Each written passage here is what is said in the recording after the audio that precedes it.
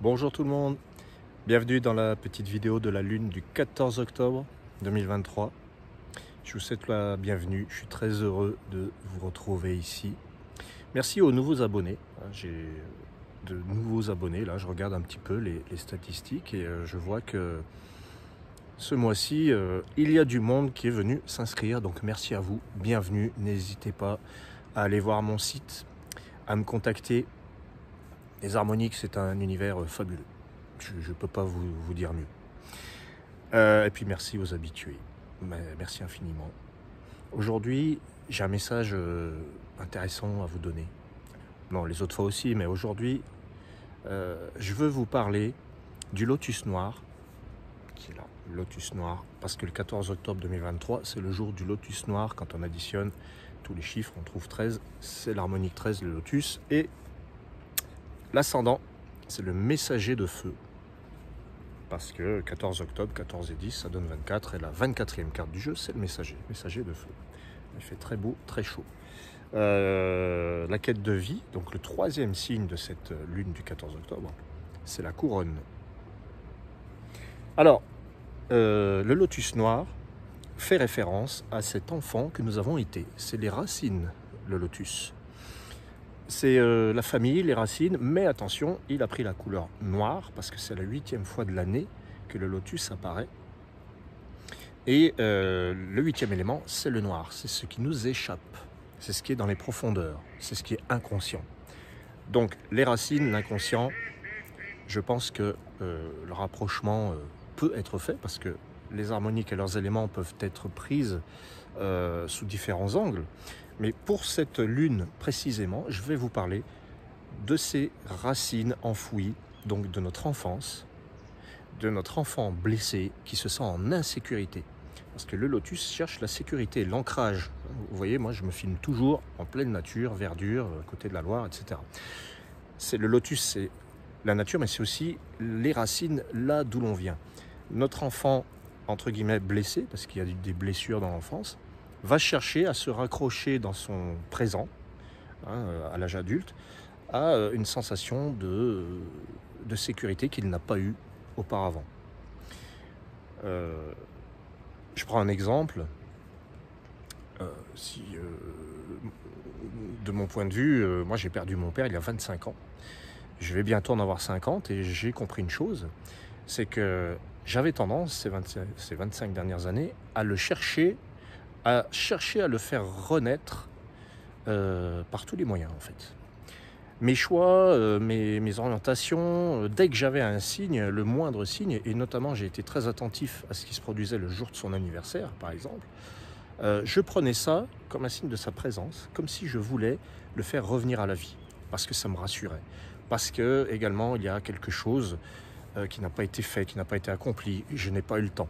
J'avais 25 ans, quand il est parti, ça a été un jour très noir pour moi, c'est sûr, mais j'aurais aimé, par exemple, qu'il voit ce que j'ai construit par la suite. Ça peut être inconscient. Attention, on est dans le lotus noir. Ce qui est noir, c'est ce qui est inconscient. On ne s'en rend pas compte. Mais je réalise, en tout cas là, ces jours-ci, que j'ai cherché dans ma relation à travers mon fils, dans ma relation à travers mon épouse, dans ma relation à travers peut-être les femmes auparavant, je réalise qu'il y avait une recherche de cette reconnaissance paternelle. Et c'est peut-être aussi ce qui a motivé mon activité. Il y a une recherche de reconnaissance. Et quand cette recherche de reconnaissance est, je dirais, apaisée ou accomplie, ou quand on est en paix avec ça, eh bien, c'est là qu'intervient le changement. L'enfant blessé, c'est celui qui n'a pas eu la tendresse, la sécurité, ou qui a perdu sa sécurité au moment où papa ou maman sont partis. Je ne vous apprends rien.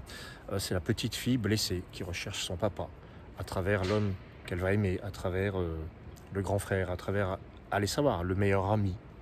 Il y a en fait, je pense que vous l'aurez compris, il y a des transferts qui se font.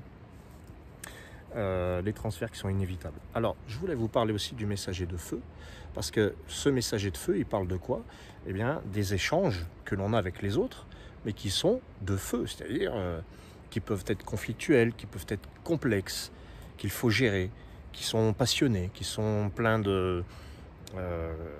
d'énergie. Hein, c'est énergique. Les échanges énergiques qu'on peut avoir, donc les conflits, les dialogues houleux, ça peut venir d'un problème non résolu, mais qui est enfoui, qui est inconscient et qui est relié à cet enfant, hein, cette petite fille blessée, ce petit garçon en manque d'affection, de sécurité. Et tout ça pour vous dire que ce message de la lune du 14 octobre peut vous aider à aller à la rencontre de ces questionnements et peut-être même à apaiser les conflits. Il y a peut-être eu des conflits dernièrement et là, je dirais qu'en octobre, ces conflits vont avoir tendance à s'apaiser si vous faites la démarche de réfléchir à tout ça et à vous dire mais pourquoi est-ce que je ferais porter la responsabilité à l'autre et aux autres de ma peur de l'insécurité? C'est là qu'arrive et qu'intervient la couronne de vent, qui nous dit vous êtes maître de votre destin, reprenez les rênes, reprenez le pouvoir. Ne laissez pas quelqu'un d'autre décider en toutes circonstances de votre quotidien sans que vous ayez droit au chapitre. Donc la couronne, c'est je récupère mon pouvoir. Là, en astrologie, on va rejoindre ce fameux nœud nord en bélier. Et puis c'est encore, le 14 octobre, c'est la balance. Donc pour moi, je vois bien la balance là-dedans. Il y a une espèce de recherche de l'équilibre dans ce glyphe-là. On va essayer de trouver l'équilibre entre je prends les décisions pour moi, mais je tiens compte de l'autre. Mais en attendant, on va tenir compte de l'autre en second plan. Parce que si on n'est pas aligné avec soi-même, qu'est-ce qu'on va apporter à l'autre? Qu'est-ce qu'on va apporter à quelqu'un à qui on dit toujours amen et puis qui nous mène par le bout du nez? Rien. Puis il va se lasser, au bout d'un moment, il va voir qu'il n'y a pas de mise en relation. Voilà. La couronne, conservez votre pouvoir. Vous avez le droit au chapitre, vous avez le droit de dire les choses. Et c'est pour ça que des fois, on obtient ceci. Le messager de feu, hein, les confrontations. Mais parfois, on imagine qu'il va y avoir confrontation, alors qu'il y aura, je dirais, il y aura plus sûrement confrontation si vous ne dites pas vraiment ce qui est au fond de vous, que si vous faites semblant que tout va bien. Au bout d'un moment, la confrontation va exploser, elle va vous sauter à la figure. C'est ça aussi le messager de feu, ça vous saute à la figure. Pourquoi? Eh bien parce qu'on n'est pas allé creuser plus loin, et puis on a voulu faire porter à l'autre la responsabilité de notre sécurité, de notre mal-être, et c'est toujours la faute de l'autre, quoi, en fin de compte. Voilà, le lotus noir vous dit, allez chercher dans votre enfance, dans votre intérieur, votre recherche de sécurité, pourquoi vous stressez, pourquoi vous vous sentez en danger. C'est un danger qui n'a rien de réel dans le moment présent. C'est un danger que vous portez avec vous depuis longtemps. Voilà. Et comment on fait? Voilà, eh bien, on fait par exemple avec les harmoniques, moi j'essaie de voir comment on peut inverser le côté négatif du lotus. Le côté négatif du lotus, c'est je suis en danger, je vais aseptiser, je vais être radical, je vais nettoyer, je vais purifier, et puis en fin de compte, je vais m'isoler, je vais rentrer dans une existence austère, terne, isolée, où il ne se passe rien, et puis surtout je continue de traîner ma peur de l'insécurité, ma peur du manque affectif, mes peurs, toutes reliées à mon enfance.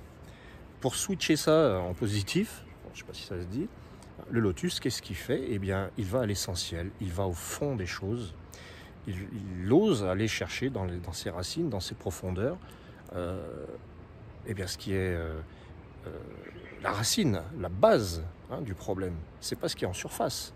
Si on s'attarde sur ce qui est en surface, on fait des duels, des joutes verbales qui mènent à rien. C'est je veux avoir raison, il a tort, j'ai raison, etc.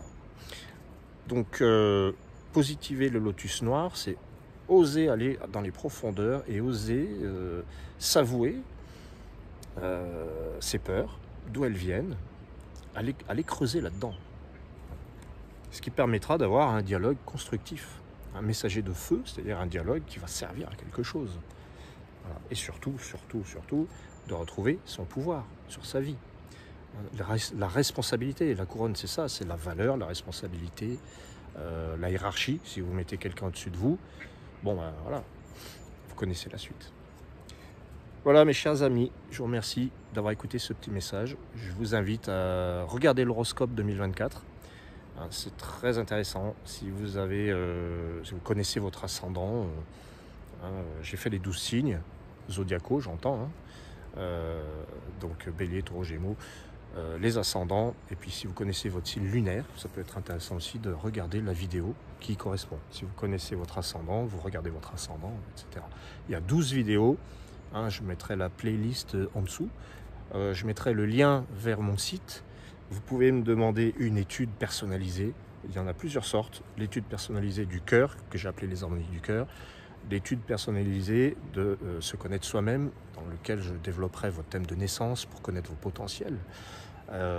L'étude de l'année, de l'anniversaire, c'est-à-dire la révolution harmonique qui démarre avec votre anniversaire. Si vous êtes par exemple né le 14 octobre, vous êtes ascendant messager de feu, moi je vous parle de votre année donc du 14 octobre 2023 au 13 octobre 2024. Et je fais également 14 octobre 2024 jusqu'à 2025. C'est l'étude qui s'appelle Maîtriser le temps. Vous pouvez aussi demander le PDF qui fait 29 pages. C'est juste un PDF dans lequel je vais développer la même chose, mais à l'écrit et avec les beaux visuels des harmoniques. Voilà, entre autres choses. Je peux aussi vous informer que j'ai mis en ligne le jeu des harmoniques, l'oracle, en anglais, en grand format en anglais, dans sa version illustrée. Vous trouverez aussi, si vous voulez avoir une heure de conseils pour le tirage de cartes, vous pouvez prendre une heure de cours d'harmonique. Je fais aussi une formation. Ça peut être pas mal. J'ai des gens qui ont pris la formation solo, 24 heures de visio ou de téléphone ou en présentiel. Bon, c'est un peu plus compliqué, mais c'est envisageable. Donc on peut apprendre les harmoniques en tant que jeu de cartes et en tant que système zodiacal avec les calculs. Ce sont les deux têtes, j'ai envie de dire, du système. Voilà. Je vous remercie, je vous dis à très bientôt. C'est l'été indien, il fait très beau et j'en profite. Je vais en profiter jusqu'au bout. Au plaisir, ciao.